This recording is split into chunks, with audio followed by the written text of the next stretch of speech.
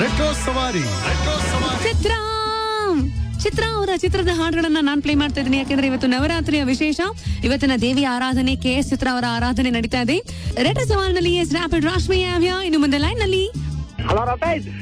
Hi ನಮಸ್ಕಾರ. Hi madam ನಮಸ್ಕಾರ. ಹೇಳ್ರಿ ಯಾರಿದು? ಶ್ರೀನಿವಾಸ್ ಅಂತ ಎಲ್ಲ ಸಿನಿ ಅಂತಾರೆ.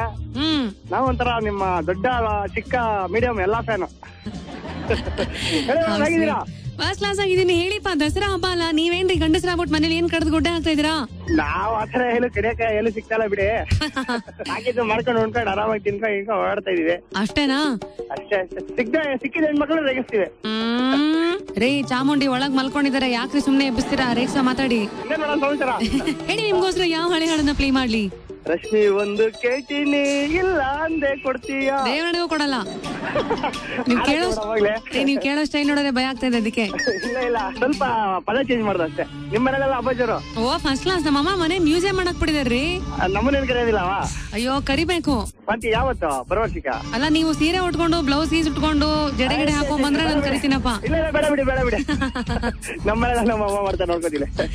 ನನ್ ಸಾವಾಸನೆ ಬೇಡ ಅಂತ ಹೊಟ್ಟೋಗ್ಬಿಟ್ರು ಇವರು. ಅಡವಿ ದೇವಿಯ ಕಾಡು ಜನಗಳ ಈ ಹಾಡು. ಇನ್ನು ಮುಂದೆ ಯಾರು ಬಂದರು ಮಾವನ ಮನೆಗೆಯಿಂದ ಹಾಡು ಕೂಡ ಬರ್ತಾ ಇದೆ. When you come back. ಈಗಿನ ಕಾಲದ ಐಕ್ಳು ಯಂಗ್ಸ್ಟರ್ಸ್ ಈ ಕೆಲಸದಲ್ಲಿ ಅವ್ರ ಅಪ್ಪ ಅಮ್ಮಂದ್ರನ್ನೇ ಮೀರಿಸ್ತಾ ಇದಾರಂತೆ. ಏನಪ್ಪಾ ಅಂತ ಗನಾಂದಾರಿ ಕೆಲಸ. ಅಪ್ಪ ಹಾಕಿರೋ ನುಗ್ಗೆಕಾಯಿ ಮರನೇ ಹಿಡಿದ್ಯಾರ ಇವರು. ಏನಿದು ಅಂತ ಹೇಳ್ಬಿಡ್ತೀನಿ, ಕೇಳ್ತಾರೆ ಈ ರೆಟ್ರೋ ಸವಾರಿ.